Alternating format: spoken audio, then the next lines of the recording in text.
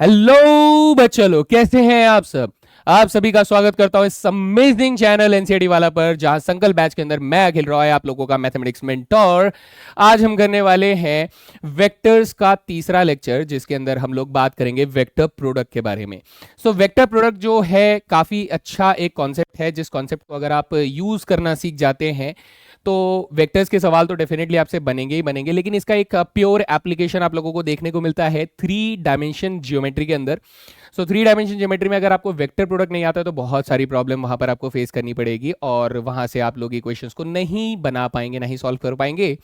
तो इसको बहुत अच्छे से सीखना है, समझना है, एंड देन उसके बाद क्वेश्चंस तो मैं आप लोगों को करवाऊंगा ही। तो चलिए इसी के साथ शुरुआत करते हैं अपने सेशन की, that is vector product of vectors. Okay, आज हम लोग बात करने वाले हैं कि वेक्टर प्रोडक्ट क्या होता है, इसके समझना है, ज्यादा जरूरी है। फिर जियोमेट्रिकल इंटरप्रिटेशन जो होता है वेक्टर प्रोडक्ट का, वो ये हमें बताता है कि एक्चुअली हम लोग देखना क्या चाहते हैं और हमें मिल क्या रहा है, हम ये कर क्यों रहे हैं। जब ये 3 डायमेंशन ज्योमेट्री को एंटर करता है तो जियोमेट्री का मतलब है शेप्स। तो किन शेप्स की बात हो रही है, किन चीजों की बात हो रही है जो कि हमारे 3 डायमेंशन स्पेस के अंदर बन सकती हैं, होती हैं, उनको लेकर रिलेटेड चीजों के ऊपर बात होती है। तो ये ज्योमेट्रिकल इंटरप्रिटेशन हमें एक आइडिया देता है कि हम जो चीज निकाल रहे हैं वो क्या है। ठीक है, देन हमारे पास प्रॉपर्टीज ऑफ वेक्टर प्रोडक्ट आ जाते हैं, and application of scalar product, नहीं ये वेक्टर प्रोडक्ट हो जाएगा हमारे पास। This is application of vector product कि किस तरीके से हमारे इसका एक एप्लीकेशन हम लोगों को देखना है कि ये फिजिक्स में हमारे पास कैसे ये अप्लाई हो रहा होता है। ठीक है जी। अब हम लोग बात करते हैं वेक्टर प्रोडक्ट से। सबसे पहली चीज कि अभी तक हम लोगों ने जो बात करी है वो बात करी है वेक्टर प्रोडक्ट के नहीं, वेक्टर प्रोडक्ट नहीं, वेक्टर्स के डॉट प्रोडक्ट के ऊपर हम लोगों ने डिस्कशन किया है। डॉट प्रोडक्ट से हमें क्या समझ में आया था? डॉट प्रोडक्ट से हमें यह समझ में आया कि अगर किसी एक वेक्टर से किसी दूसरे वेक्टर का हम प्रोडक्ट करना चाहते हैं, लेकिन उसके सेम डायरेक्शन में मैग्नीट्यूड्स का प्रोडक्ट करना चाहते हैं। एक होता है मैग्नीट्यूड्स का प्रोडक्ट करना, एक होता है सेम डायरेक्शन में उनके इन्फ्लुएंस का, जो उस डायरेक्शन में जो इन्फ्लुएंस आएगा उसका मैग्नीट्यूड का प्रोडक्ट करना। तो उसमें हम लोगों ने एक्चुअली 2 स्केलर क्वांटिटीज का प्रोडक्ट किया, लेकिन अब हम क्या करेंगे, हम लोग 2 वेक्टर क्वांटिटीज का प्रोडक्ट करेंगे। और इसके पीछे हमें पहले थोड़ा सा इमेजिनेशन करना पड़ेगा कि एक्चुअली में चीजें हो कैसे रही हैं। जब आप इन चीजों को फील करने लग जाएंगे ना, तो आप लोगों को क्वेश्चन को समझने में ज्यादा देर नहीं लगेगी और आप उसे समझकर बड़े ही आराम से उनको क्रैक कर सकते हैं। तो चलिए सबसे पहले बेसिक से शुरुआत करते हैं कि वेक्टर प्रोडक्ट होता क्या है। वेक्टर प्रोडक्ट में ये सारी चीजें जो लिखी हैं अब भाई हमें तब समझ में आएंगी जब हम लोग वेक्टर्स के साथ चीजों को करना सीख जाएंगे। जैसे सपोज कीजिए मैंने एक वेक्टर यहां बनाया है और एक वेक्टर मैंने यहां बनाया है। मैं कहता हूं कि ये दोनों वेक्टर जो हैं वो सेम प्लेन के ऊपर बने हुए हैं, सेम प्लेन के ऊपर। अब ये सेम प्लेन क्या होता है? सबसे पहला तो सेम प्लेन यही होता है कि जिसके ऊपर मैंने ये बनाया है। अब हम एक्चुअली में 3D के अंदर एंटर करने वाले हैं, तो ये 3 डायमेंशन आपको सोचना पड़ेगा। तो ये तो एक प्लेन ही है, ये पूरा प्लेन है ना बेटा, जैसे कॉपी का पेपर होता है, ये बोर्ड है, इस पे मैं लिख रहा हूं, तो ये प्लेन है। तो ऐसे करके मैं चाहता हूं इस बोर्ड से, इस टीवी से बाहर आ जाए बेटा, ये बाहर यूं करके है ना, कैमरे के पास ऐसे करके, यू देखो ये ऐसे करके आपके पास आ जाए। ऐसा कुछ डायरेक्शन की बात कर रहा हूं मैं, जो इस बोर्ड से निकलकर बाहर आ रहा है, बाहर आ रहा है, इस बोर्ड से निकल के बाहर आ रहा है ना। ठीक है, मानो अजय देवगन बाइक चलाता हुआ इसी में से बाहर आ रहा है उस डायरेक्शन में। तो अब ये पॉसिबल तो नहीं है कि मैं ऐसे हवा में लिख पाऊं। तो अब हम लोग क्या करते हैं, थोड़ा सा अपना परसेप्शन चेंज करते हैं और बोलते हैं कि सर कोशिश करो थोड़ी कलाकारी दिखाने की। तो मैं कहता हूं कि वो जो बाहर आने वाला डायरेक्शन है ना, वो ऐसे करके ऊपर की तरफ आ रहा है, ताकि हम लोगों ने बोर्ड को मान लो ऐसे करके लिटा दिया। अब आपको 3D व्यू करना होगा इन चीजों के लिए, समझने के लिए 3D का एक व्यू चाहिए होगा, जहां आप इमेजिन कर रहे हो कि आपने अपने पेपर को यूं करके थोड़ा सा टिल्ट कर दिया। अब ये पेपर आपको कैसा दिखाई दे रहा है? ये पेपर आपको ऐसे दिखाई दे रहा है, यूं करके, है ना। हाँ सर, अब थोड़ा मजा सा आ रहा है, देख के हमें समझ में आ रहा है कि ये पेपर है, इस पेपर के ऊपर 2 वेक्टर बनाए हुए हैं और उसमें से एक वेक्टर यूं करके निकल कर आ रहा है। मजा आ रहा है, आना चाहिए। ठीक है, तो अब हम कह रहे हैं कि सर अब हमें ये जो वेक्टर है ना, जो पेपर से बाहर निकल कर आ रहा है, इसको कहते हैं हम लोग नॉर्मल वेक्टर। ठीक है, अब ये नॉर्मल वेक्टर की खास बात क्या होती है?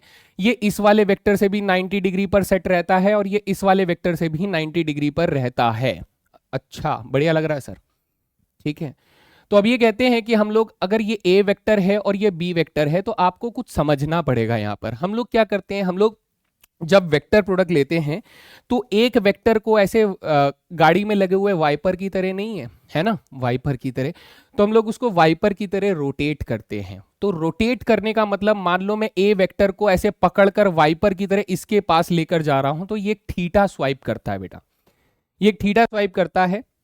और जितना एंगल ज्यादा होगा उतना वेक्टर प्रोडक्ट जो है वो उतना इफेक्टिव होगा। जितना एंगल धीरे धीरे कम होता जाएगा, एक टाइम पे क्या आएगा कि जब 90 डिग्री से ऊपर हो जाएगा तो वैल्यू कम होने लग जाएगी, तो इफेक्ट आएगा इसका कुछ रोटेट करने का, है ना। तो रोटेट करने का इफेक्ट आएगा। तो अब हम यहां से ये कहते हैं कि सपोज दैट जब हम इसे रोटेट करते हैं तो हम लोग लेकर आते हैं राइट हैंड थंब रूल, जो ये कहता है कि अगर हमारे पास रोटेशन ऐसे हुई तो एक्चुअली में जो मोशन ऑफ इलेक्ट्रिक करंट होगा वो क्या होगा सर, वो ऐसे करके ऊपर की डायरेक्शन में होगा इलेक्ट्रिक करंट, अगर मोशन इस तरीके से हुआ, है ना, इस तरीके से हुआ।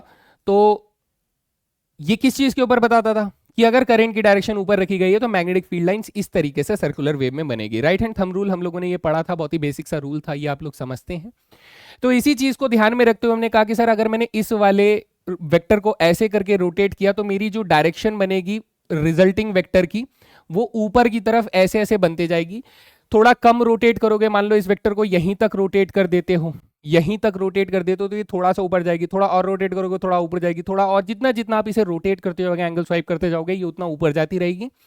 फिर कभी ऐसा होगा कि धीरे धीरे एंगल बढ़ाओगे तो और ये धीरे धीरे नीचे आती रहेगी, क्योंकि कुछ उल्टा काम भी ये करेगा, है ना। ठीक है, तो ये वाली बात हमें समझ में आती है कि इस तरीके से एक वेक्टर हवा में निकलेगा और ये जो वेक्टर है इस वेक्टर को हम लोग क्रॉस प्रोडक्ट से ढूंढते हैं। किसके बेटा, एक तो ए वेक्टर और एक बी वेक्टर, इन दोनों के क्रॉस प्रोडक्ट से हम लोग ये वाला वेक्टर ढूंढते हैं, ए क्रॉस बी। ठीक है, अब सवाल ये उठता है कि सर क्या हो कि आपने ए वेक्टर को उधर रोटेट ना करके आपने बी वेक्टर को इधर रोटेट किया होता, ऐसा भी तो कर सकते थे ना हम लोग ऐसे करके भी रोटेट कर सकते थे सेम एंगल। तो अब प्रॉब्लम ये हुई कि हम लोग राइट हैंड रूल को ही थोड़ा सा उल्टा समझते हैं कि क्या हो सर अगर मेरी रोटेशन ऐसे वाली होती तो तब मेरा इलेक्ट्रिक करंट का डायरेक्शन कैसे प्रिडिक्शन ले पाते हम लोग, हम कहते कि सर ये वाली डायरेक्शन होती, है ना, नीचे की तरफ चला जाता। तो सेम रूल को अगर हम लोग ध्यान दें तो बी वेक्टर अगर इधर की तरफ जनरेट हो रहा है हमारा तो आप कहेंगे सर ये देखो नीचे की तरफ एक वेक्टर बन जाएगा, इससे नीचे की तरफ, और कितना लंबा वेक्टर बनेगा, अगर मैं बोलूं जितना लंबा ये वेक्टर है उतना ही लंबा ये वाला वेक्टर बनेगा। Now this vector will be B cross A vector हो जाएगा। ठीक है, बी वेक्टर को अगर हम लोग ए वेक्टर की तरफ स्वाइप करते हैं तो नीचे की तरफ सेम ऑपोजिट डायरेक्शन में बी क्रॉस ए वेक्टर हमें मिल जाएगा। कुछ दिखना शुरू हुआ क्या, है ना, थोड़ा बहुत दिखना शुरू होगा। तो इसमें भी वही खास बातें हम लोग बोलेंगे, सर ये वाला वेक्टर भी इसके साथ 90 डिग्री ही बना रहा होगा और इसके साथ भी सर 90 डिग्री ही बना रहा होगा। कॉमन सेंस, ठीक है सर। तो अब 3D कुछ समझ में आना शुरू हुआ। तो ये जो हम लोग नॉर्मल वेक्टर ढूंढना है यही कार्टेशियन प्रोडक्ट है बेटा, इसे ही को हम लोग क्रॉस प्रोडक्ट वेक्टर प्रोडक्ट बोलते हैं। क्योंकि जब मैंने एक वेक्टर को दूसरे वेक्टर के साथ वेक्टर फॉर्म में प्रोडक्ट किया तो मेरे पास क्या बना, मेरे पास एक वेक्टर बना। ठीक है, मेरे पास एक वेक्टर बना। इसका बहुत खूबसूरत एग्जांपल हम लोग फिजिकल एप्लीकेशन के अंदर देखेंगे इसका, लेकिन अभी हमें एक आइडिया हो गया कि सर चल क्या रहा है ना। तो अब हमें यहां से एक चीज समझ में आई कि सर एक्चुअली में इधर ध्यान दिया जाए तो ये ए क्रॉस बी वेक्टर जो है ये sir B cross A vector के तो बराबर तो नहीं है। हाँ, लंबाई इनकी जरूर बराबर होगी, एक ऊपर जितना जा रहा है उतना ही नीचे जा रहा है, तो they are actually in magnitude equal. A cross B का जो मैग्नीट्यूड होगा, जितना भी लंबा वो होगा, वो बी क्रॉस ए के मैग्नीट्यूड के बराबर होगा। बढ़िया सर, लेकिन इसके साथ में ये कहूंगा कि सर ये अगर ऊपर जा रहा है तो ये ठीक उसके ऑपोजिट डायरेक्शन में, यानी वेस्ट है तो ईस्ट जा रहा है, साउथ है तो नॉर्थ जा रहा है ना। तो ऐसे में हम कहेंगे कि सर ए क्रॉस बी को लेकर अगर मैं बी क्रॉस ए की बात करूं तो बी क्रॉस ए वेक्टर जो होगा वो ए क्रॉस बी के ठीक ऑपोजिट डायरेक्शन में होगा, यानी कि माइनस ए क्रॉस बी के बराबर होगा, वो माइनस ए क्रॉस बी, है ना, ऑपोजिट डायरेक्शन में नेगेटिव ए क्रॉस बी के बराबर होगा। तो ये छोटी छोटी बातें हमें समझ में आती हैं। अब सवाल ये उठता है कि सर ये जो हमारे पास कॉन्सेप्ट निकल कर आ रहा है इसके ऊपर थोड़ा सा बात करें, है ना, बात करें। तो हम लेकर आते हैं इसको दो तरीकों से एक्सपेंशन करते हैं। पहला होता है इसका फॉर्मूला बेस, जैसे कि डॉट प्रोडक्ट का था mod A mod B cos theta. इसी तरीके से ये है mod A mod B sine theta N cap के बराबर है। हम लोग इसके ऊपर थोड़ी देर और बात करेंगे। और साथ में हमारे पास एक फॉर्मूला एक्सपेंशन का होता है, नहीं कैलकुलेट करने का, वो भी इसके डी के रेस्पेक्ट में। तो हम लोग वेक्टर को डिटर्मिनेंट की मदद से यहाँ पर एक्सपेंड करते हैं। दोनों के ऊपर धीरे धीरे बात करते हैं। सबसे पहले बात करते हैं हम लोग यहाँ पर इसके फॉर्मूले के बारे में। ठीक है जी, चलो। तो यहां पर हमसे कहा जा रहा है कि सर ए क्रॉस बी जो होता है वो हमारे पास mod A mod B sine theta के बराबर होता है और ये एन कैप के बराबर होता है। सवाल, चलो ये तो समझ में आ जाता है, mod A mod B sine theta के बराबर होता है। तो ये क्या हो गया, ये कोई स्केलर पार्ट हो गया, दिस इज स्केलर पार्ट, है ना, ये पार्ट स्केलर है। ठीक है सर, स्केलर है तो हमने तो कहा कि सर हमारा ए क्रॉस बी जो है वो एक वेक्टर है। तो स्केलर में हमें क्या चाहिए, एक डायरेक्शन देनी पड़ेगी। व्हेन अ स्केलर वेक्टर कब बनता है, जब उसे डायरेक्शन दी जाएगी। तो हमने कहा सर ये वाला पार्ट जो है ना, ये स्केलर इस डायरेक्शन में आ जाएगा, दिस इज डायरेक्शन। अब ये डायरेक्शन कौन सी है सर, डायरेक्शन है हमारे पास ये वाली, कौन सी, ये वाली डायरेक्शन। लेट अस से this is a unit vector. ये सबसे छोटा वेक्टर जो हम लोगों ने बनाया है, लेट अस से this is the unit vector. ठीक है, थोड़ी कलाकारी हम लोग इसके ऊपर अच्छी सी करने की कोशिश करते हैं। ये हो गया, and this is the unit vector जो कि यहां पर है, दिस इज एन कैप। अब इसी का हम लोग मल्टीपल करके क्या बनाएंगे, एक नया वेक्टर बनाएंगे जिसको एक्चुअली में ए क्रॉस बी कहते हैं। और उस ए क्रॉस बी का मैग्नीट्यूड पार्ट कितना होगा, दैट इज इतना पार्ट। यानी हम लोग ये कहेंगे कि सर अगर मैं magnitude of A cross B निकालना चाहता हूं तो वो मेरा किसके बराबर होगा, mod A mod B sine theta के बराबर होगा। क्योंकि क्योंकि सर ये स्केलर हो गया और ये हो गया हमारा डायरेक्शन। अब डायरेक्शन कितना है सर, यूनिट वेक्टर है। डायरेक्शन यूनिट वेक्टर है तो इसकी लंबाई कितनी होगी, एक, तो इसे गिनने की जरूरत नहीं। तो हमने कहा यही हमारा क्या होगा, इसका मैग्नीट्यूड पार्ट होगा। तो मैग्नीट्यूड क्या आ गया, ए क्रॉस बी का मैग्नीट्यूड, यानी वो कितना लंबा वेक्टर होगा, that is mod A mod B sine theta के बराबर होगा, वो वाला वेक्टर जितना भी वो बनकर निकलेगा। ठीक है, तो ये बेसिक आइडिया हमें समझ में आया। अब सर अगर मान लीजिए ये फॉर्मूले का एक्सपेंशन हमें समझ में आ गया, ये दो वेक्टर्स को अगर मुझे कैलकुलेट करना हो कि ये तीसरे वेक्टर का एग्जैक्ट वेक्टर क्या आएगा, जैसे आई जे के फॉर्म में आएगा, तो तब हमें दो ऐसे वेक्टर लगेंगे, है ना। तो दो ऐसे वेक्टर लगेंगे तो हम लोग कहते हैं कि सर मान लीजिए हमारे पास दो ऐसे वेक्टर्स हैं जो कि इन सिंपल अगर बात करें तो ए वेक्टर जो है वो हमारे पास a1i a2j और a3k। ठीक है, तो ये कहता है कि हमारे पास बी वेक्टर b1i b2j और b3k। ठीक है, ध्यान से देखिएगा। Now this is very actually में लेंदी होगा, मैं बहुत ज्यादा लिखूंगा नहीं, लेकिन मैं आप लोगों को कनेक्ट करने की कोशिश कर रहा हूं कि इसमें चल क्या रहा है। अब इसे थोड़ा सा डिटेल में समझना है। इधर आइए हमने कहा सर ये चीज हमें समझ में आ गई ना, ये चीज कहां से आई, हाँ ठीक है। तो अब हम बात कर रहे हैं, सपोज कीजिए हमने कहा कि ये हो गया हमारे पास आई कैप डायरेक्शन, ये हो गया हमारे पास जे कैप डायरेक्शन, ये हो गया हमारे पास के कैप डायरेक्शन। हम लोगों ने यूनिट वेक्टर बना लिए छोटे छोटे से कि आई कैप डायरेक्शन जे कैप डायरेक्शन। अब हमें इनके बारे में क्या क्या खास बातें मालूम है, हमें ये मालूम है कि ये 90 डिग्री पे काम करता है, ये 90 डिग्री पे काम करता है और ये 90 डिग्री पे काम करता है, 3 डायमेंशन में, है ना, तीनों 90 डिग्री पे काम करते हैं। सो क्या करें सर, हम कह रहे हैं कि सर अगर मैं आई और जे का क्रॉस करता हूं, आई और जे का क्रॉस करता हूं तो मेरे पास क्या आ जाएगा, मॉड आई यानी कि 1 हो जाएगा, मॉड जे यानी कि 1 हो जाएगा, और इनके बीच का एंगल कितना है, इनके बीच का एंगल है 90 डिग्री। तो ये कितना हो जाएगा, ये सर हो जाएगा 1। बढ़िया था सर, तो बहुत बढ़िया लगा। ठीक है, सिमिलरली जे क्रॉस आई अगर करूंगा तो इसका मॉड हो जाएगा 1, इसका जे क्रॉस आई नहीं सर, जे क्रॉस के कीजिएगा, जे क्रॉस के कीजिएगा। ऐसे में ये भी 1, ये भी 1 और ये भी 90 डिग्री का एंगल बना रहा है जे और के बीच में, तो साइन 90, ये भी हो गया 1। एंड सिमिलरली हम लोग कहेंगे कि सर के क्रॉस आई जो है वो भी हमारे पास 1 ही आएगा।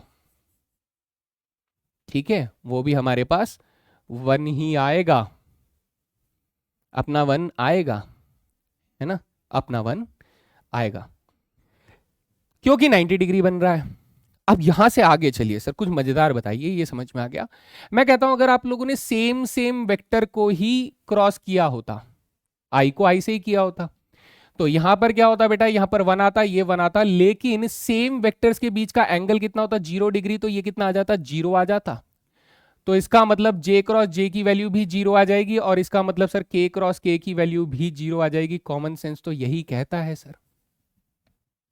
ठीक है सर, ओके। अच्छा, इससे मेरे को एक रिजल्ट भी समझ में आया कि सर अगर मेरे पास दो वेक्टर जो है वो एक दूसरे से पैरेलल डायरेक्शन में जा रहे हैं, तो अगर ए जो है वो बी से पैरेलल है, तो इसका मतलब ए क्रॉस बी वेक्टर जो होगा वो जीरो वेक्टर होगा। क्या होगा दोस्त, जीरो वेक्टर होगा। ये थोड़ा सा इधर लिखा हुआ है, इसको हम लोग इधर ले आते हैं, है ना, जीरो वेक्टर होगा वो। क्यों, क्योंकि सर इनके बीच का एंगल 0 डिग्री है ना, तो साइन 0 डिग्री रखते ही अपना काम खराब हो जाएगा, 0 आ जाएगा। ठीक है, ओके। तो अब मैं यहां से कहता हूं कि सर अगर मुझे अब दो वेक्टर्स को मल्टीप्लाई करना हो, सपोज कीजिए मैंने 2i cap plus 3j cap plus 4k cap, है ना, को क्रॉस प्रोडक्ट किया, आई कैप प्लस जे कैप प्लस 2k कैप, ये हम लोगों ने प्रोडक्ट किया। सो ऐसे में आप कहेंगे सर 2 1 जा 2, लेकिन सर आई क्रॉस आई कितना होता है, सर आई क्रॉस आई हमारे पास 0 होता है, तो इसे सर मत लिखो ना, फिर इसे मत लिखो, जब 0 होता है तो 0 काहे लिख रहे हैं, नहीं लिखना है। अच्छा, अब इसके बाद थोड़ा सा और दिमाग लगाते हैं, थोड़ा टाइम ऐसे लगा के ना अंडरस्टैंडिंग हो जाएगी हमारी। तो हमने कहा कि सर 2 को जब मैं इसके साथ मल्टीप्लाई करूंगा, तो सर 2 1 जा 2, लेकिन आई क्रॉस जे कितना होता है, सर आई क्रॉस जे हमारे पास 1 होता है। अच्छा, बढ़िया लग रहा है सर, तो ये हो गया 2 × 1। ठीक है, फिर आई को आप लोग के साथ करोगे, तो हमारे पास 2 × 2 4 हो जाएगा, लेकिन सर के क्रॉस के नहीं, आई क्रॉस के कितना होगा। अब सवाल आपके मन में उठा, सर आई क्रॉस के तो नहीं समझ में आ रहा है, हमने के क्रॉस आई निकाला हुआ है।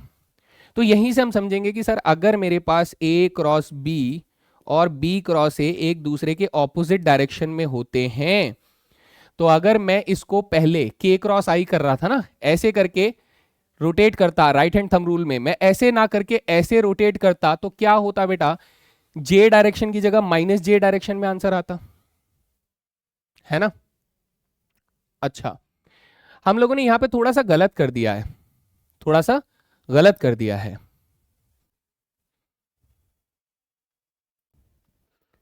चलो इसको मैं पहले सही कर देता हूं, ये थोड़ा गलत नहीं होना चाहिए ऐसे।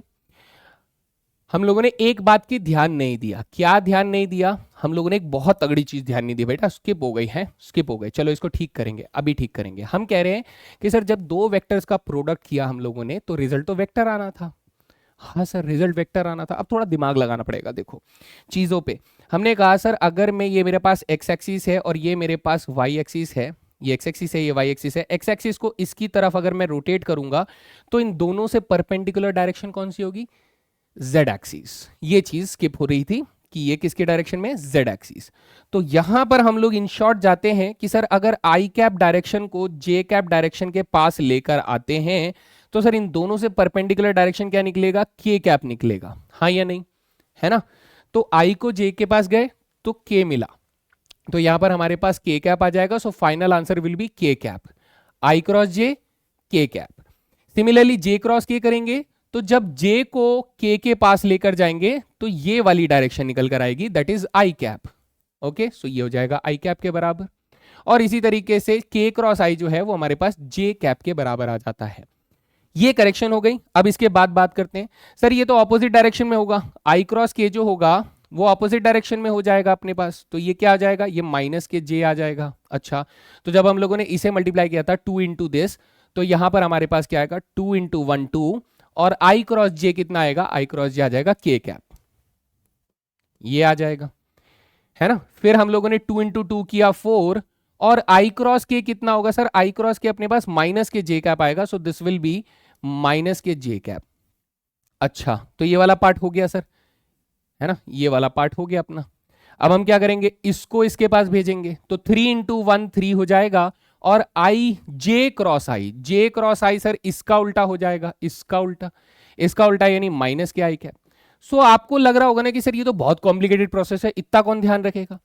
तो इसको पूरे प्रोसेस को हम लोगों ने कर दिया सिंप्लीफाई। क्या कर दिया, हमने कर दिया सिंप्लीफाई। हमने कहा ये सब नहीं करना है सर, ये हमें चीजें समझ में आ चुकी हैं कि कब क्रॉस करने पर कौन सी डायरेक्शन में वेक्टर जा रहा है, ये समझ में आना हमारे लिए जरूरी था, है ना।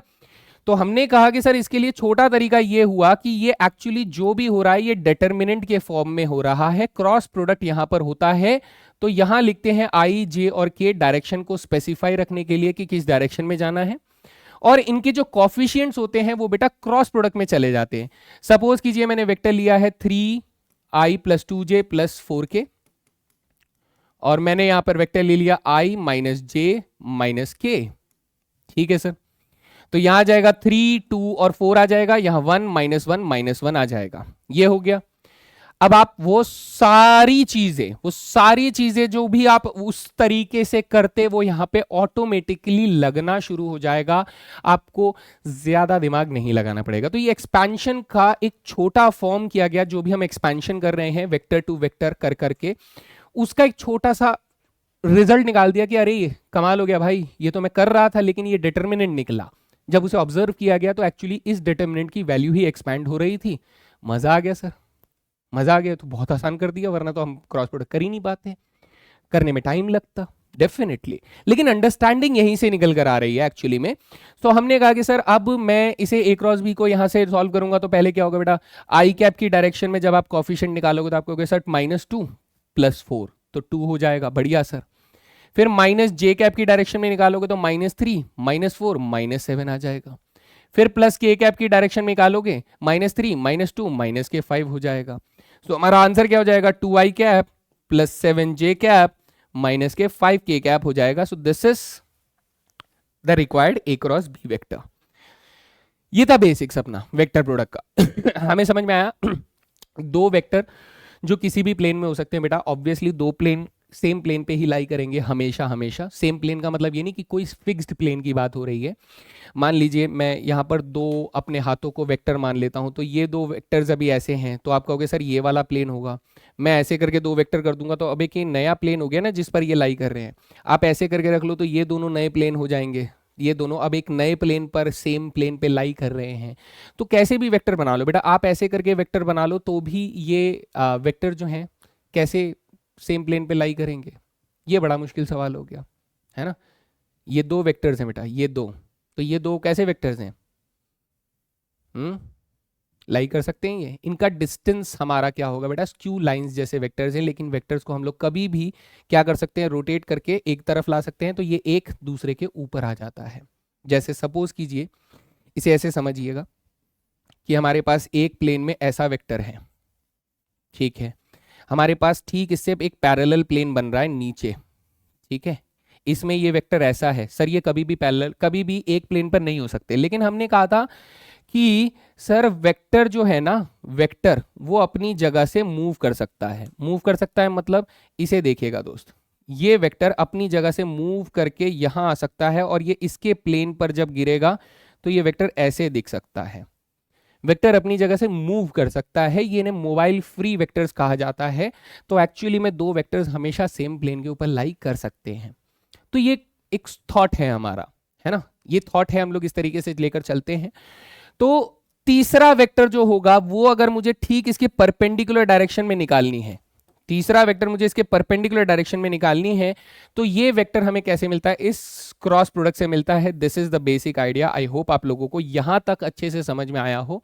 हमने जितना भी समय दिया कार्टेशियन क्रॉस प्रोडक्ट को समझने में, वो हमारे पास आगे यूजफुल होगा, एक बेटर अंडरस्टैंडिंग हमें मिलेगी, है ना। चलिए, तो इसी के साथ फॉर्मूला हमें समझ में आ गया, हमारा काम हो गया। जियोमेट्रिकल इंटरप्रिटेशन क्या है कि सर ये जो चीज़ हम लोग ढूंढ रहे हैं इसमें हमें मिल क्या रहा है, इस फॉर्मूले से, इस एक्सपेंशन से हमें क्या मिल रहा है।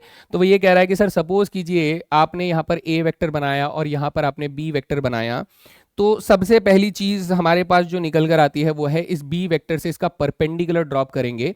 तो हम पहले भी पढ़ चुके हैं, ये वाला पार्ट जो है ये बेटा मॉडुलस बी कोसाइन थीटा होता है, जिसमें हम लोग स्केलर प्रोडक्ट का यूज़ करते हैं। मॉड बी कॉस थीटा और मॉड ए का प्रोडक्ट। लेकिन अब हम कह रहे हैं कि सर हमारे पास ये वाला जो डिस्टेंस होता है ये कितना होता है, ये मॉड बी साइन थीटा हो जाता है अगर हमारा एंगल जो है वो इनके बीच का थीटा एंगल निकल कर आ रहा है। तो this is modulus B sine theta. अब हम कहेंगे सर ये वाली लंबाई कितनी है, ये वाली लंबाई, तो आप कहेंगे सर ये मॉडुलस ए के बराबर है ना, दिस इज मॉडुलस ए। अब अगर आप देखो कि इस वेक्टर से मैं एक इमेजिनरी क्या बना रहा हूं, इमेजिनरी पैरेललोग्राम बना रहा हूं, पैरेललोग्राम, ठीक है सर कोई प्रॉब्लम नहीं। हमने कहा कि सर हमारे पास magnitude of A cross B कितना आ रहा है, सर ये हमने सीखा था mod A mod B sine theta आ रहा है। इसमें एन कैप नहीं रहेगा क्योंकि हम लोग डायरेक्शन की बात नहीं कर रहे हैं, हम लोग उसके स्केलर पार्ट, उसके मैग्नीट्यूड की बात कर रहे हैं, ठीक है सर। तो अब यहां देखिए बेटा मॉड ए हमारे पास क्या है, सर मॉड ए जो है वो इस पैरेललोग्राम का बेस है और मॉड बी साइन थीटा कौन है बेटा, हाइट है। तो यहां से हम लोग ये कह पाते हैं कि सर हमें modulus of A cross B जो है वो एक्चुअली एरिया ऑफ पैरेललोग्राम है। जो भी उन दो वेक्टर से आप लोग पैरेललोग्राम बना पाओगे उस पैरेललोग्राम का एरिया जो है वो मॉड्यूलस ए क्रॉस बी देता है, ठीक है। अब हम कह रहे हैं कि सर मान लीजिए जो भी पैरेललोग्राम हमने बनाया, ये पैरेललोग्राम बना दे बेटा, इधर देखना जरा, है ना, इधर देखना, बड़ी मजेदार चीज मैं कोशिश कर रहा हूं यहां पे बताने की कि ये हमारे पास एक पेपर है बेटा, ठीक है। इस पेपर के ऊपर मैंने दो वेक्टर से एक पैरेललोग्राम बनाया कुछ इस तरीके से कि ये वाला वेक्टर जो है सर मेरा ए वेक्टर हो गया और ये वाला वेक्टर जो है ये मेरा बी वेक्टर हो गया and this is A vector, this is B vector, ठीक है। हम कह रहे हैं सर इसके बीच का एंगल यहां पर थीटा आ रहा है, कोई प्रॉब्लम नहीं है। अब ध्यान से सुनिएगा, इसको बहुत ध्यान से सुनिएगा। ये जो पैरेललोग्राम है इसका एरिया तो निकालना आ गया, लेकिन अब क्या होता है ये है कि जो हम लोग आने वाली क्लासेस में पढ़ेंगे प्लेन, तो प्लेन जो होता है बेटा, कोई भी प्लेन ले लो, आपका हाथ अभी कहां देख रहा है, छत की तरफ देख रहा है, अभी आपका हाथ कहां देख रहा है, नीचे जमीन की तरफ देख रहा है। तो ये प्लेन कहां देख रहा है, सर ये प्लेन ऊपर की तरफ देख रहा है, ऐसे देख रहा है, हाँ या ना। आप कहेंगे सर ये प्लेन कहां देख रहा है, ऐसे ऊपर की तरफ देख रहा है, छत की तरफ देख रहा है। अगर आपने इस पेज को सीधा सीधा पकड़ा है तो मुझे ये डायरेक्शन कैसे मिलेगी, सर ये डायरेक्शन हमें मिल सकती है अगर मैं इस B और A वेक्टर का क्रॉस प्रोडक्ट कर देता हूं ना, तो ये जो डायरेक्शन है ये कौन सी डायरेक्शन है sir, A cross B, this is A cross B direction है ये वाली। तो ये वाला जो वेक्टर होगा, मान लीजिए इसका नाम हम लोग n वेक्टर रख देते हैं, तो n vector will always be parallel to A cross B, हाँ या नहीं, हाँ sir, n vector will always be parallel to A cross B। इस कंडीशन में समझ में आ रहा है ना बेटा, ये मान लो ना एक बड़ा खंबा खड़ा है, ये एक छोटा खंबा खड़ा है, तो वो पैरेलल ही होंगे ना जमीन से, पॉइंट है। शर्त यह है कि आपने टेढ़ा खंबा ना लगाया हो, ठीक है, ठीक है सर, बात समझ में आ रही है।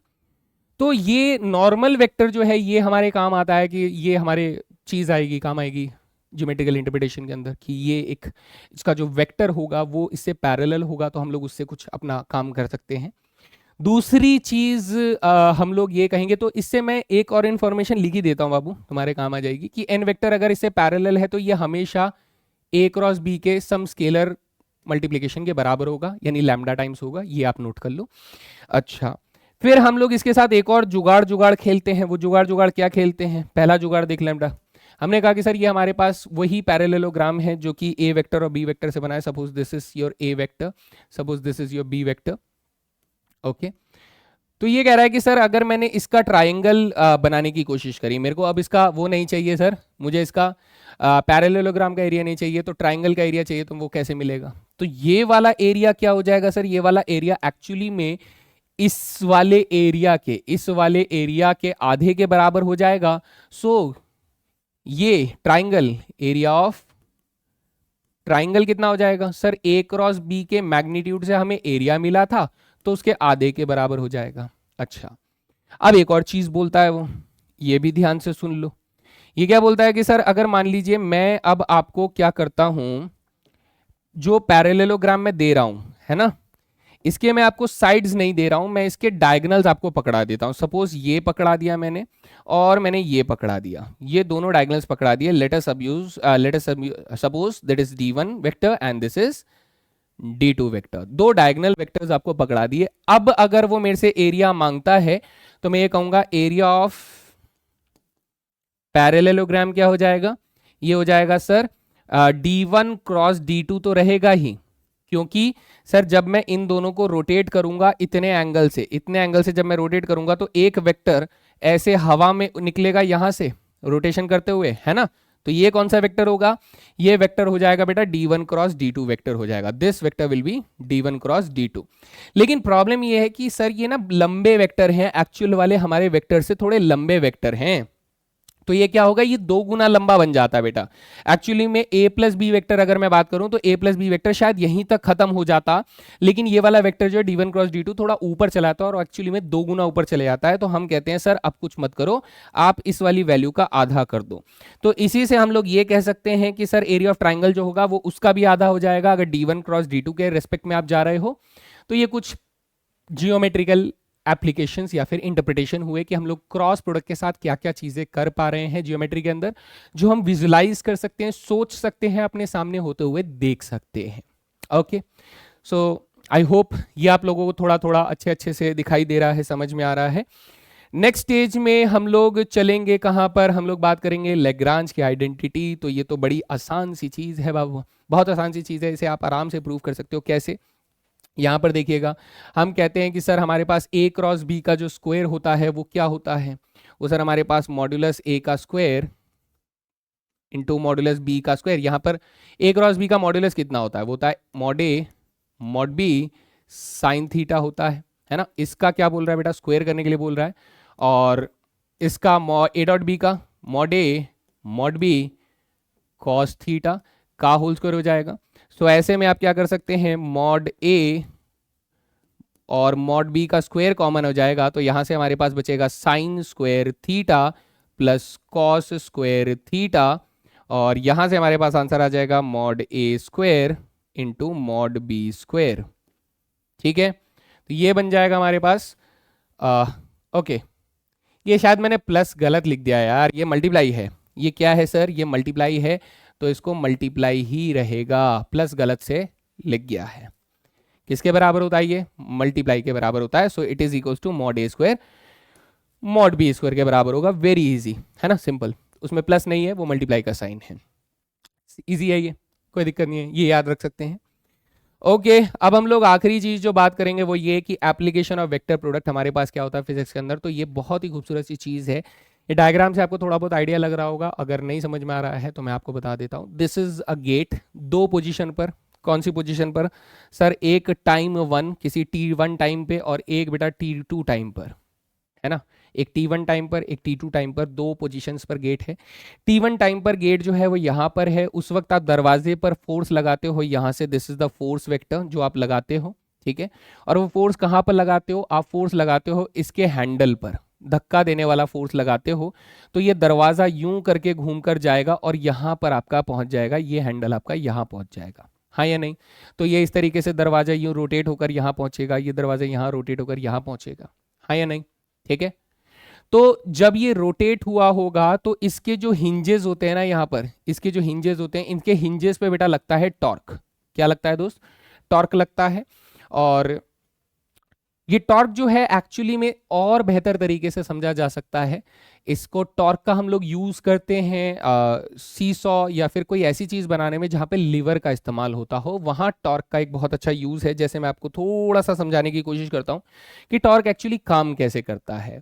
मान लीजिए हमारे पास क्या है, एक नट है, ठीक है, एक नट है, और इस नट में हम लोगों ने क्या फंसाया बेटा, एक नट का ड्राइवर ले लो, जो कि हम लोग पाना जिसे कहते हैं, ठीक है। तो ये हम लोगों ने लिया दोस्त, ठीक है। हम लोगों ने सेम नट को लिया और सेम नट में हम लोगों ने इस बार कुछ पाना जो है थोड़ा डिफरेंट वाला हम लोगों ने फिट किया है, कुछ इस तरीके का, और ये इस बार मैंने थोड़ा लंबा वाला पाना लिया है इसको खोलने के लिए। अब शर्त यह है कि यहां से जब मैं इस पर फोर्स डालूंगा तो यहां भी मैंने एफ फोर्स ही डाला है और यहां से भी मैंने एफ फोर्स ही डाला है।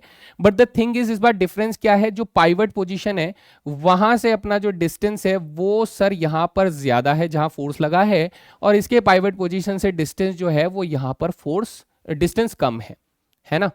तो ऐसे में क्या होगा कि ये वाला नट जो है एक ज्यादा रेडियल फोर्स के साथ काम करेगा और ये वाला जो नट है ये कम रेडियल फोर्स के साथ काम करेगा। यही टॉर्क है बेटा, रोटेशनल फोर्स को ही हम लोग करीब करीब टॉर्क इसे समझ सकते हैं। फिजिकल अपीयरेंस यही है बेटा इसका, फिजिकल अपीयरेंस, कि क्योंकि सर ये लंबा है तो इसमें कम फोर्स भी लगाऊंगा तो भी ज्यादा काम करेगा, है ना, और ये छोटा है तो इसमें आप खुद से घुमाकर देखना बेटा, it will take a lot of force to rotate that nut, है ना, तो कम फोर्स में भी ज्यादा काम जाएगा। अब सोचो कि अगर मैं इन दोनों में बराबर फोर्स लगा देता हूं, ऑब्वियसली बात है कौन सा आसान होगा सर, लंबे वाले रेंच से खोलना आसान होगा, यही टॉर्क है। तो ये टॉर्क समझने के लिए हमने कहा कि सर सपोज कीजिए यहां पर वो जो अपने पास रोटेशन हो रहा है वो ऐसे करके हम लोग घुमा रहे हैं, तो ऑब्वियस ही बात है हमारा टॉर्क किधर लग रहा होगा सर, ऊपर की तरफ लग रहा होगा। ये भी अब आप लोग समझ सकते हो कि रोटेशनल फोर्स इस तरीके से हम लोगों ने राइट हैंड सिस्टम के हिसाब से अगर चलाते हैं तो अगर ऐसे घूम रहा है तो ऊपर की तरफ हमारा टॉर्क चला जाएगा, वो रेडियल फोर्स जो होगा उसका इफेक्ट कहाँ होगा, ऊपर की तरफ होगा इफेक्ट, लेकिन वो रहेगा रेडियल फोर्स ही। अब ये डिपेंड किस पे कर रहा है, ये डिपेंड कर रहा है सर इसके डिस्टेंस पर, यहां से लेके यहां तक का डिस्टेंस अगर d1 है और यहां से लेके यहां तक का डिस्टेंस जो है वो हमारे पास d2 है, ठीक है, तो इस बेसिस पे अब d1 ज्यादा है तो हमारा टॉर्क भी ज्यादा होगा और d2 कम है तो टॉर्क यहां पर कम होगा। इन दैट केस हम लोग ये निकालते कैसे हैं, इसे मोमेंट ऑफ फोर्स भी कहा जाता है, ठीक है, हम लोग ये मोमेंट ऑफ फोर्स निकालते कैसे, मान लीजिए मैं मोमेंट ऑफ फोर्स कहता हूं तो ये हमारे पास d क्रॉस f के बराबर होता है। d क्रॉस f के बराबर क्यों होता है सर, f फोर्स यहां लगा है, इस फोर्स को अगर मैं यहां लगाता हूं और d वेक्टर जो है वो कुछ इस तरीके से बन रहा है ना, ऐसे बन रहा है, तो f वेक्टर हमारा इधर की तरफ काम कर रहा होगा, तो ऐसे में हमारे पास ऐसे डायरेक्शन में एक दोनों से परपेंडिकुलर डायरेक्शन में हमारे पास क्या निकल रहा होगा। आप थोड़ा इमेजिनेशन यहाँ पर मुश्किल होगा क्योंकि मैंने बिल्कुल फ्लैट डायग्राम बनाया, 3D नहीं बनाया है, कोशिश की है बेटा, थोड़ा तुम लोगों को भी सोचना पड़ेगा। देखो कुछ नहीं है बेटा, ये मान लो उंगली के ऊपर हम लोगों ने रेंच फंसाया तो ये उंगली ऊपर निकलते हुए दिख रही है, तो जैसे जैसे मैं यूं करके घुमाऊंगा तो ये ऊपर वाली डायरेक्शन है ना, इस नट से ऐसे ऊपर की तरफ निकल रहा होगा, अगर ये ऐसे जमीन पे रखा हुआ है तो ये टॉर्क वाला फोर्स यहाँ पर लग रहा होगा। ओके सर, बात समझ में आ गई है, डन डना डन, बिल्कुल। तो अब हम लोग यहाँ से सारी चीज़ समझ जब जाते हैं तो हमारे पास मोमेंट ऑफ फोर्स का फॉर्मूला मिल जाएगा, that is d cross f। बाकी ये फिजिक्स के टॉपिक में आप लोग और अच्छे से पढ़ते हैं, ये सब आपको क्लास 11th में शायद आपको पढ़ने को मिलता है फिजिक्स के अंदर, है ना, गलत तो नहीं बोल रहे हैं। यही तो दुख है सर, पढ़ाया हमें 11th क्लास में ये जाता है और इसके असली ज्ञान आप हमें 12वीं के आखिर में दे रहे हो। ये दुख खत्म काहे नहीं होता है, का सुधार चाहिए ना इस चीज़ों में, इन चीज़ों में आपको लगता है ना कि ये चीज़ें सुधारी जानी चाहिए, लिख कर बताना बेटा, है ना, क्योंकि मुझे तो लगता है कि भैया ये चीज़ें पहले अगर बता दी जाएं तो क्या फिजिक्स वाले बच्चे को 11वीं क्लास में इतना इतना फाइट करने की ज़रूरत होती है, नहीं, मुझे तो बिल्कुल फील नहीं होता कि अगर मुझे बता दिया तो मेरी भी फिजिक्स बहुत स्ट्रांग होती भाई, वैसे है, लेकिन लेकिन लेकिन वो जो मैथ्स के साथ अपना प्यार है वो फिजिक्स के साथ नहीं बन पाया, क्योंकि मैथ्स बाद में जब ऐसे देखा तो मेरे को समझ में आ गई, लेकिन अब जब तक टाइम गुजर चुका था ना, ठीक है, तो ये वाली चीज़ें हैं, तो थोड़ा थोड़ा हम लोगों ने एक आइडिया ले लिया कि इस तरीके से काम चल रहा है। ओके, तो अब क्या करें सर, क्वेश्चन करेंगे और कुछ नहीं करेंगे, बस हो गया, जितना समझना था जितना फील करना था आप लोगों ने फील कर लिया, आप क्रॉस प्रोडक्ट के सवाल लगाइए।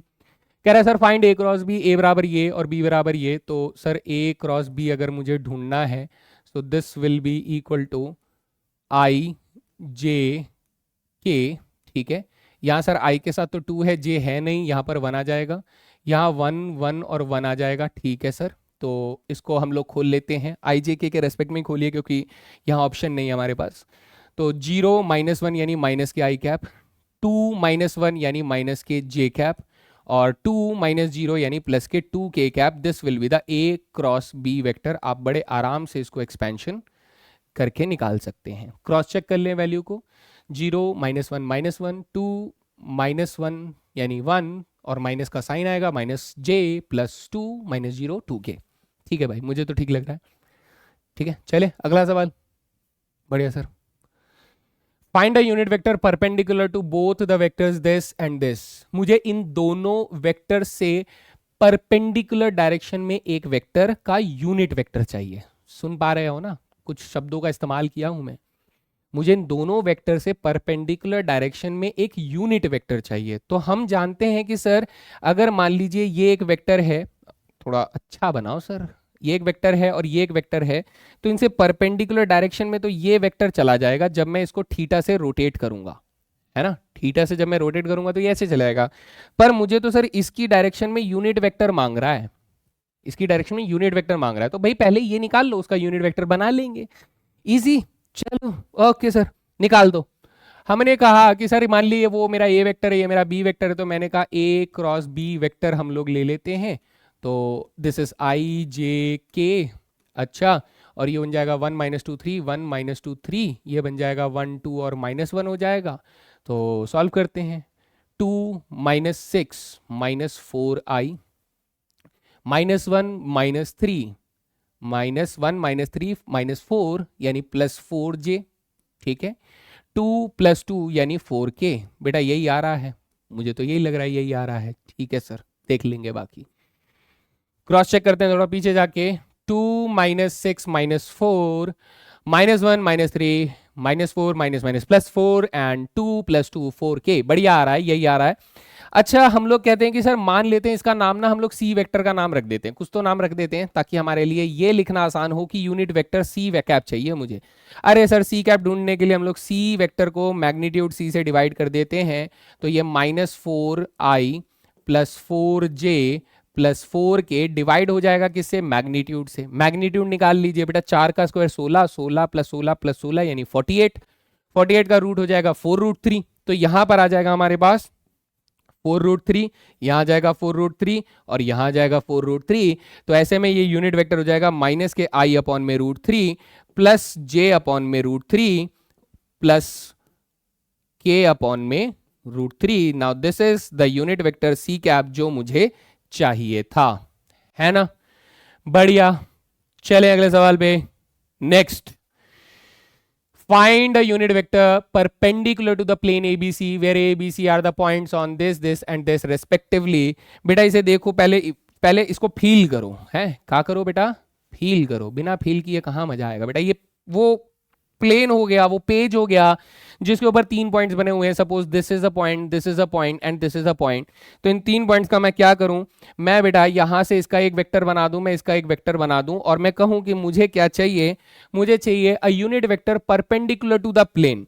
बेटा प्लेन से परपेंडिकुलर यूनिट वेक्टर हमें कहां मिलता सर, प्लेन से परपेंडिकुलर यूनिट वेक्टर हमें यहां पर मिलता ऐसे करके, let's give it colour red, okay sir, ये वाला वेक्टर हमें प्लेन से परपेंडिकुलर मिलता, ये unit vector, this is the unit vector जो मुझे चाहिए।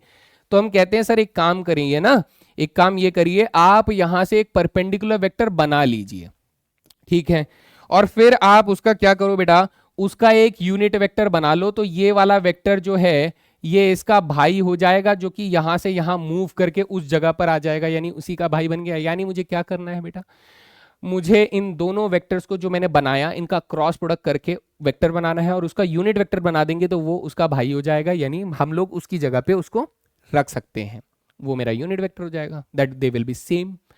ओके, बढ़िया लग रहा है सर, मजा आ रहा है, ठीक है। चलो, तो हमने कहा सर ए पॉइंट हमारे पास 3 - 1 2 है, एक बार लिख लेते हैं।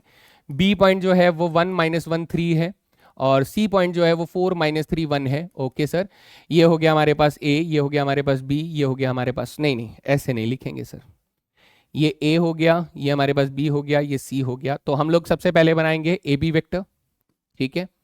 ए बी वेक्टर बनाएंगे तो ये हो जाएगा 1 - 3 माइनस के 2i -1 - 1 यानी 0 और 3 - 2 बेटा कितना हो जाएगा, के कैप हो जाएगा। अब ए सी वेक्टर बनाते सर, ए सी वेक्टर हो जाएगा 4 - 3 आई कैप -3 + 1 - 2 जे कैप और 1 - 2 के कैप, ये हो गया ए सी वेक्टर। तो सर हमारा जो नॉर्मल वेक्टर होगा दैट इज एन वेक्टर, वो क्या हो जाएगा, let us suppose this is an vector, हम लोगों ने इसका नाम एन वेक्टर रख दिया। तो एन वेक्टर जो है वो सर हमारे पास ए बी वेक्टर और ए सी वेक्टर का क्रॉस प्रोडक्ट हो जाएगा, जिसको हम लोग ढूंढना जानते हैं। So this is I J के हो जाएगा और यहाँ हमारे पास -2 0 1 आ रहा है, यहाँ पर 1 - 2 के 1 आ रहा है। सो वैल्यू देख लेते हैं सर कितना आ रहा है, 0 + 2 यानी 2i कैप, ठीक है सर, एंड 2 - 1 1 यानी के 1 जे कैप एंड 4 - 0 यानी प्लस के 4 के कैप, ऐसा कुछ हमारे पास आ रहा है। This is called an vector. Sir मुझे क्या चाहिए, मुझे तो इसका कैप चाहिए सर। तो एन वेक्टर को क्या करो बेटा, एन वेक्टर के मैग्नीट्यूड से डिवाइड कर दो। तो यहाँ पर 2i माइनस जे प्लस 4k जो आ रहा है, इसको मैग्नीट्यूड कितना आ रहा है, 2 का स्क्वायर 4, 4 का स्क्वायर 16, 21 आ रहा है। सो दिस इज रूट के 21, दिस इज रूट के 21, दिस इज रूट के 21, this will be the unit vector along the this direction, है ना। तो एक बार क्रॉस चेक कर लेते हैं वैल्यू को, ताकि कोई गलती ना रह जाए। -1 इंटू 0 0 और 2 प्लस करेंगे तो 2i कैप, 2 1 जा 2, -1 यानी 1 यानी -1, और 2 2 जा 4 ये आ जाएगा, ठीक है। ये ऊपर वाली वैल्यू से कर लेते हैं, 1 -3 -2 -1 -1 0 और 3 -2 1, ठीक है। 4 -3 1 -3 + 1 -2 1 -2, ठीक है। हमारे पास सेम ये वैल्यूज आ रही हैं, कुछ इस तरीके से ये वैल्यूज आ रही हैं। बढ़िया है, ये हमारा आंसर हो जाएगा फाइनल। बढ़िया, चलें अगले सवाल पे, ठीक है। बेटा कैलकुलेशन ऐसा है, करते करते अच्छी हो जाती है, आप लोग इसे ध्यान से करिएगा। Next, find the area of the parallelogram determined by the vectors this and this. Area of the parallelogram बोल रहा है, तो सर मान लीजिए हम लोग सीधा सीधा जानते हैं, जो भी एरिया की वैल्यू होगी यहां से बनने वाला है ना, एरिया ऑफ पैरेललोग्राम क्या हो जाएगा सर, ये हो जाएगा मॉडुलस में a क्रॉस b का मैग्नीट्यूड। सर तो इसके लिए मुझे क्या चाहिए होगा, मुझे चाहिए होगा इसका क्रॉस प्रोडक्ट चाहिए होगा a क्रॉस b, ठीक है सर। तो ये हो जाएगा i j k हो जाएगा, and this is 1 2 3 and this is 3 -2 1, okay sir. तो दिस इज लाइक 2 1 जा 2 + 6 8 i कैप, 1 -9 यानी माइनस के 8 j cap, minus minus plus 8 j cap, और -2 -6 माइनस के 8 k कैप, ये हमारे पास बन जाता है a क्रॉस b। तो ऐसे में मुझे क्या निकालना है, मुझे इसका मैग्नीट्यूड निकाल कर दे देना है सर। तो ये हो जाएगा √8 का स्क्वायर प्लस 8 का स्क्वायर प्लस 8 का स्क्वायर। तो आप कहेंगे सर 8 का स्क्वायर तो बाहर आ जाएगा, अंदर √3 फंसा रह जाएगा, और ये मेरा एरिया हो जाएगा स्क्वायर यूनिट्स में, ठीक है। इजी था। अगला सवाल, find the area of the parallelogram whose diagonals are इतना एंड इतना। तो देखो बेटा, हमें डायगोनल 1 दिया गया है, diagonal 1 that is 3i + j -2k दिया जा रहा है, और डायगोनल 2 दिया जा रहा है हमारे पास i - 3j -4k, ये दिया गया है, ठीक है सर। तो हमें एरिया ऑफ क्या चाहिए, पैरेललोग्राम चाहिए। तो एरिया ऑफ पैरेललोग्राम इस केस में कितना था, 1/2 डायगोनल 1 क्रॉस डायगोनल 2, है ना, ये आ जाएगा। तो सर इसके लिए तो मुझे डायगोनल 1 और डायगोनल 2 का क्रॉस प्रोडक्ट चाहिए होगा, तो निकालो दोस्त। तो ये जाएगा i j k, यहाँ आ गया 3 1 -2, यहाँ आ जाएगा 1 -3 -4, एंड दिस -4 -4 -6 -4 -6 -10। भाई गलती हो जाए तो माफ करना, बहुत सारी कैलकुलेशन है। -12 + 2 तो ये हो जाएगा + के 10, ठीक है। -9 -1 - के 10 के कैप, ये हो गया सर। ये हमारे पास आ गया d1 क्रॉस d2 वेक्टर आ जा रहा है, बढ़िया है सर। तो इसका मतलब d1 क्रॉस d2 का अगर मैं हाफ निकालना चाहूंगा तो ये क्या हो जाएगा, 1/2 तो रहेगा, इसका मैग्नीट्यूड हो जाएगा 10 का स्क्वायर प्लस 10 का स्क्वायर प्लस 10 का स्क्वायर। तो ये हो जाएगा 10√3/2 यानी कि 5√3 के बराबर आ जाएगा, हैं जी, ठीक है। चलें अगला सवाल। ये क्या कह रहा है कि सर अगर मेरे पास मॉड ए बराबर इतना है, मॉड बी बराबर इतना है, ये बेटा कॉमन नहीं है, ये हमारे पास क्या है सर, ये डॉट है, this is dot. A dot B अगर मेरे को इतना दे रहा है तो ए क्रॉस बी बताइए। बेटा लेग्रांज की आइडेंटिटी यूज कर लो कि ए क्रॉस बी का जो स्क्वायर होता है वो हमारे पास प्लस करने पर ए डॉट बी के साथ इसके स्क्वायर से प्लस करने पर हमारे पास mod A square mod B square result आता है, ठीक है सर। तो इसकी वैल्यू मालूम नहीं, तो इसे लिख देते हैं ए क्रॉस बी का स्क्वायर चल रहा है सर, प्लस इसकी वैल्यू 12 का स्क्वायर है तो ये हो जाएगा 144, ये हो जाएगा 10 का स्क्वायर यानी 100 हो जाएगा, मल्टीप्लाई ये कितना हो जाएगा, 2 का स्क्वायर 4 हो जाएगा। सो ए क्रॉस बी का जो स्क्वायर है हमारे पास वो आ जाएगा 400 - 144 दैट इज 256। क्योंकि ए क्रॉस बी का मैग्नीट्यूड एक स्केलर क्वांटिटी है जो नेगेटिव नहीं हो सकता, तो इसलिए इसका स्क्वायर रूट आपको 16 ही लेना पड़ेगा, माइनस के 16 आंसर नहीं हो सकता, नॉट पॉसिबल के केस में गिना जाएगा। बढ़िया बाबू, हैं जी, ठीक है। चलें फिर अगले सवाल पे। ये रहा next question on your screen right now. If A, B, C are the position vectors of the vectors vertices A, B and C of triangle ABC respectively, ठीक है, show that the area of the triangle is इतना। तो ये हमसे कह रहा है, देखिए ध्यान से देखिए, क्वेश्चन मजेदार है, बहुत मजेदार है। सपोज कीजिए मैं कोई ट्राइंगल ड्रॉ करता हूं ऐसे करके, ठीक है सर। हमारा ओरिजिन जो है वो कहाँ रखा गया है सर? सपोज कीजिए हमारा ओरिजिन यहां रखा गया है और ये हो गए हमारे कार्टेशियन प्लेन के एक्सिस, कार्टेशियन सिस्टम के एक्सिस, ठीक है सर। तो ये हमसे कह रहा है कि सर एक वेक्टर हम लोग यहां से इसका बना रहे हैं, तो this is the position vector of this, this is the position vector of this and this is the position vector of this. ये पॉइंट्स हमें दिए गए हैं। तो ये कह रहा है कि अगर ये पॉइंट ए है तो इसका पोजीशन वेक्टर ए वेक्टर है, ये पॉइंट बी है तो इसका पोजीशन वेक्टर बी वेक्टर है, और ये पॉइंट सी है तो इसका पोजीशन वेक्टर सी वेक्टर है, ठीक है।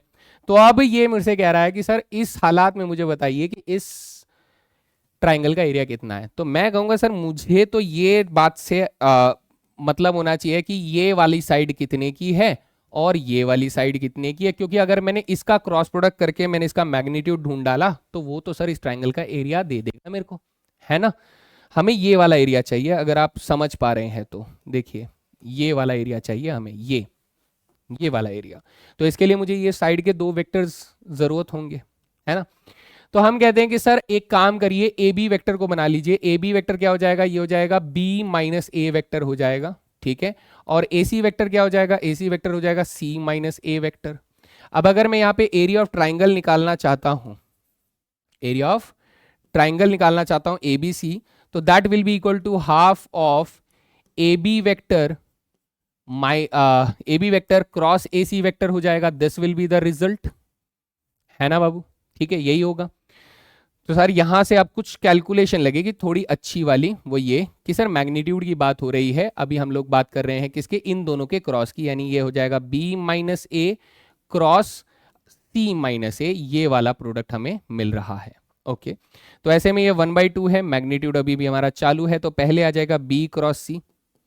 तो सर हमारा पहला काम मिल चुका है बी क्रॉस सी, बढ़िया सर, ठीक है। फिर आ जाएगा माइनस के बी क्रॉस ए, ठीक है सर, कोई बात नहीं।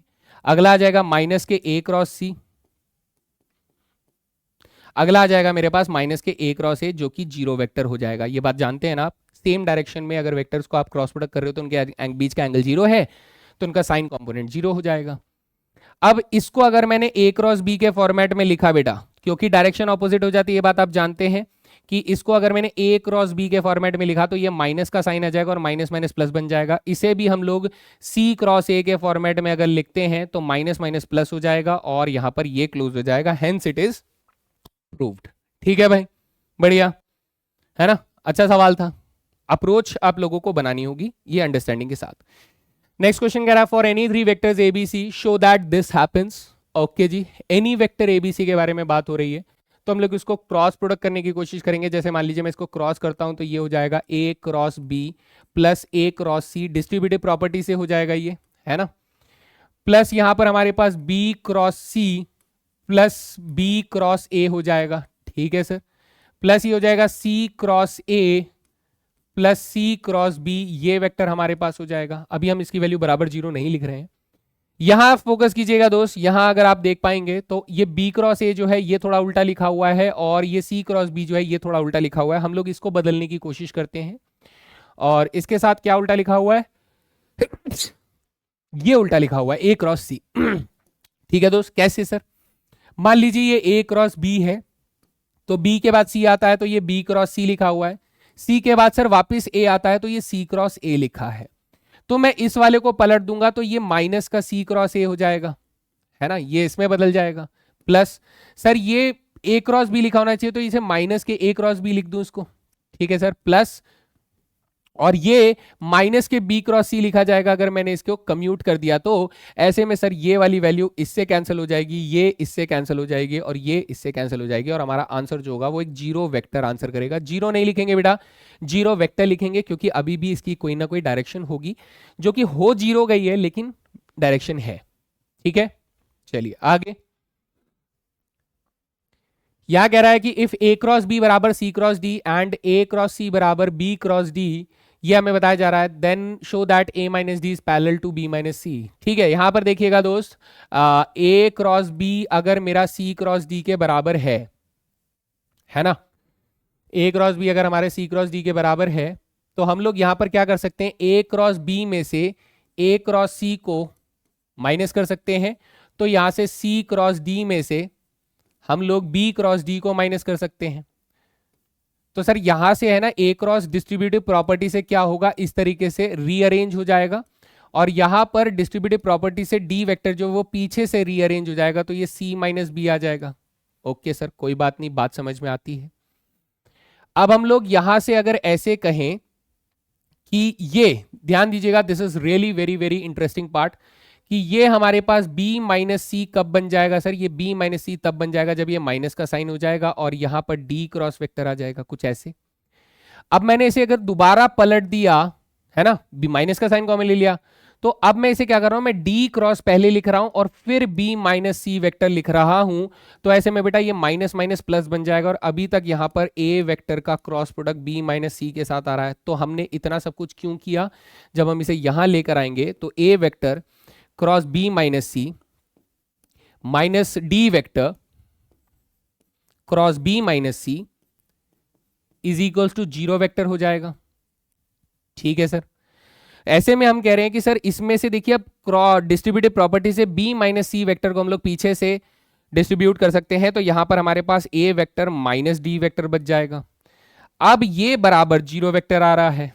अब एक बात सोचिए, इसने ये बात क्यों लिखी होगी कि ए वेक्टर डी के बराबर नहीं है, बी वेक्टर डी के बराबर नहीं है, ताकि हम लोग ये बात ना बोल सके कि सर ए माइनस डी वेक्टर जो है वो जीरो वेक्टर है और बी माइनस सी वेक्टर जो है वो जीरो वेक्टर है। तो हम यहां पर फंस गए हैं। ये दोनों का क्रॉस प्रोडक्ट जीरो क्यों हुआ, ये दोनों का क्रॉस प्रोडक्ट इसलिए जीरो हुआ कि सर अगर ये मेरे पास ए माइनस डी वेक्टर जो है और ये वाला वेक्टर जो है बी माइनस सी वेक्टर जो है, ये सर जीरो तो नहीं है, लेकिन ये दोनों एक दूसरे से पैरेलल है, इसीलिए इनका क्रॉस प्रोडक्ट जो है वो जीरो आ रहा है। तो इसलिए हम कह सकते हैं कि a माइनस डी वेक्टर जो होगा ये पैरेलल होगा बेटा b माइनस सी वेक्टर से। This is the basic idea of this question. ठीक है, शो दैट हो गया, पूरा समझ में आ गया। Next question, if A B C are vectors such that a dot B बराबर a dot C and a cross b बराबर a cross C, if a is not zero then show that b बराबर c। ठीक है जी, तो हमें a dot B बराबर a dot सी दे रखा है, और यहां पर हम लोगों को निकालना है a क्रॉस b और a क्रॉस c। देखिएगा, अगर मैं a डॉट b बराबर a डॉट सी लिख रहा हूं, तो a dot b minus a dot C कितना हो जाएगा, ये हो जाएगा जीरो, क्योंकि ये स्केलर है, यहां वेक्टर नहीं लगेगा बेटा। a अगर मैं कॉमन ले लूंगा तो डॉट प्रोडक्ट क्या हो जाएगा, b माइनस सी वेक्टर से हो जाएगा और इक्वल टू आ जाएगा जीरो। सर ए वेक्टर जीरो नहीं है और इसने बोल दिया कि बी और सी बराबर जीरो हो सकते हैं, तो यहां से मुझे समझ में आ रहा है कि सर तीन कंडीशन निकल सकती है। देखो मैं इसको समझाता हूं पूरा, तब आप डिटेल में एक्सप्लेन कर पाएंगे खुद को भी। तीन कंडीशन निकल रही है। पहला तो ये कि सर हमारे पास ए वेक्टर जीरो हो जाए, ये तो बेटा नॉट पॉसिबल है क्योंकि क्वेश्चन में मना कर दिया। दूसरी कंडीशन ये है कि sir B minus C vector zero हो जाए, जिससे बी वेक्टर बराबर सी वेक्टर हो जाए, ये पॉसिबिलिटी है क्योंकि मना कहीं नहीं किया और शो दैट करने के लिए यही बोल रहा है। तीसरी कैटेगरी ये है कि ए वेक्टर जो है वो बी माइनस सी से परपेंडिकुलर हो जाए, क्योंकि अगर दो वेक्टर्स परपेंडिकुलर हैं तो सर उनका डॉट प्रोडक्ट जीरो आएगा। अबे तेरी की, ये तो सोचा ही नहीं था यार, है ना, तो थोड़ा सा सोचना पड़ेगा। तीन कंडीशंस आ गई, एक रिजेक्ट हो गया क्योंकि वो क्वेश्चन में ही मना कर चुका है। तीसरी जगह आइए सर, यहां देखिए सर ए क्रॉस बी अगर ए क्रॉस सी के बराबर है तो माइनस करने पर A cross B cross A cross C ये हमारे पास जीरो वेक्टर के बराबर आएगा।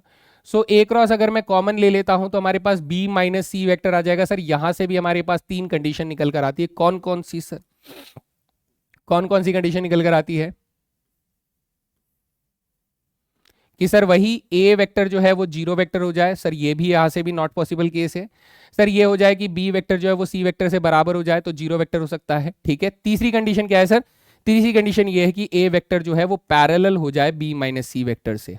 ओके सर, तो ये वाली कंडीशन। अब सर पॉसिबिलिटी में हम लोग कौन सा रिजेक्ट करें कौन सा रखें ये तो नहीं समझ में आ रहा है। बेटा देखो, कोई दो वेक्टर आपस में पैरेलल हो सकते हैं या तो कोई दो वेक्टर आपस में परपेंडिकुलर हो सकते हैं, दोनों एक साथ कभी नहीं हो सकते हैं। ठीक है, कोई दो वेक्टर्स आप एक साथ में पैरेलल हो सकते हैं या फिर वो एक दूसरे से परपेंडिकुलर हो सकते हैं। अब यहां पर आप लोगों को यह समझना है, यहां पर यह समझना है कि हमारे पास ये परपेंडिकुलर बोल रहा है, साथ ही ये पैरेलल बोल रहा है, तो इसका मतलब दिस इज इम्पॉसिबल केस, ये हो नहीं सकता। एंड इसके साथ हमारे पास जो कॉमन सॉल्यूशन बच रहा है वो बच रहा है कि b माइनस सी, और b माइनस सी जीरो था जिस वजह से b बराबर c था। Hence we can say that कि b वेक्टर जो है वो c वेक्टर के बराबर हमारे पास आ जाता है। So I hope this is clear to everyone, है ना। तो इसी के साथ हम लोग दूसरा क्वेश्चन करेंगे।